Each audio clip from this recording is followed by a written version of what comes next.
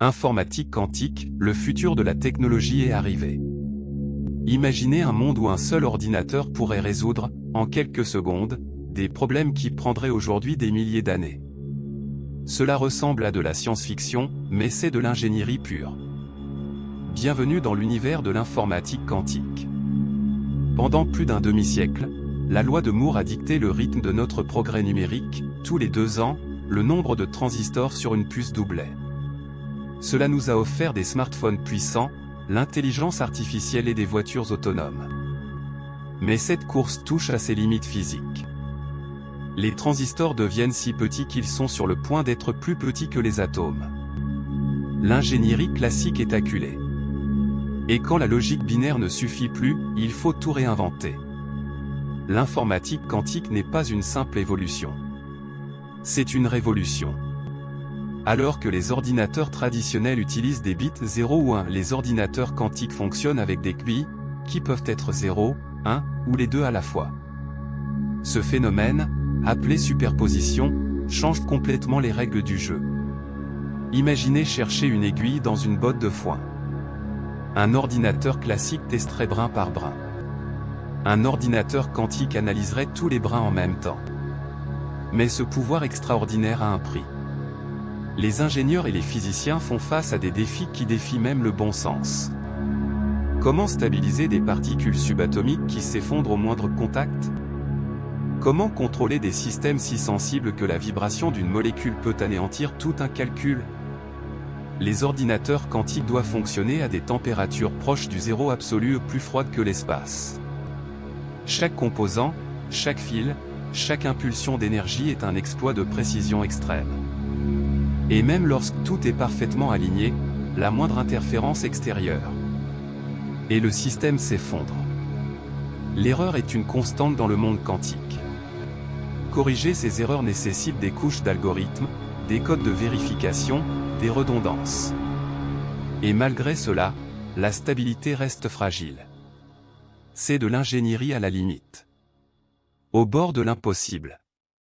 Mais c'est justement dans cette zone d'incertitude que naissent les plus grands sauts de l'humanité. Des entreprises comme Google, IBM, Intel, et des startups comme Rigetti ou OnQ se livrent une course silencieuse non pas pour des mégahertz, mais pour des qubits stables. En 2019, Google a annoncé avoir atteint la suprématie quantique. Un ordinateur quantique aurait résolu en quelques minutes un problème qui prendrait 10 000 ans à un superordinateur classique. Mais cela reste controversé. Le problème résolu n'avait pas d'application pratique. Et beaucoup disent que ce n'était qu'une démonstration de force, pas d'utilité. Pourtant, le message était clair. Nous sommes sur le point de dépasser les frontières de l'informatique classique. Et si cette technologie mûrit ce qui semble probable, elle pourrait redessiner le monde. Imaginez simuler des molécules complexes pour créer des médicaments sur mesure en quelques secondes.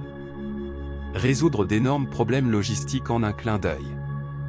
Casser des codes cryptographiques que nous pensions inviolables. Oui. L'informatique quantique a le potentiel de rendre la sécurité numérique obsolète. Toute l'infrastructure d'Internet, basée sur la cryptographie à clé publique, pourrait être démantelée par un ordinateur quantique suffisamment puissant. C'est pourquoi des ingénieurs travaillent déjà sur une cryptographie post-quantique et des algorithmes capables de résister même à la puissance de traitement de cette nouvelle ère. Et le plus impressionnant? Rien de tout cela n'est fait avec des engrenages ou des circuits classiques. Mais avec des atomes, des lasers et des pièges magnétiques. Certains processeurs quantiques fonctionnent avec des ions flottants dans des champs électriques, sans toucher aucun support matériel. D'autres utilisent des particules de lumière. C'est l'ingénierie qui manipule les briques fondamentales de l'univers. Mais cette course n'est pas seulement une bataille de technologie. C'est aussi une aventure humaine. Des scientifiques et des ingénieurs affrontent des nuits blanches, des équipements qui coûtent des millions, et des décisions critiques où l'échec signifie des années de recherche perdues. Ce sont des êtres humains qui affrontent l'invisible. Et quand tout fonctionne, c'est presque de la magie. Mais attention à l'illusion. Tout ce qui brille dans le monde quantique n'est pas or. Beaucoup de promesses sont encore loin d'une application concrète. D'autres nécessitent des investissements colossaux. Et certains affirment que nous alimentons une nouvelle bulle, comme celle de l'IA dans les années 1980. Est-ce vrai? La vérité, c'est que l'informatique quantique est réelle. Mais son impact reste à définir. La promesse est immense et les risques aussi.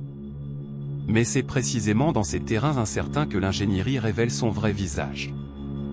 Non pas comme une science des certitudes, mais comme l'art de rendre l'improbable possible. L'informatique quantique n'est pas seulement un bond technologique. C'est un bond philosophique.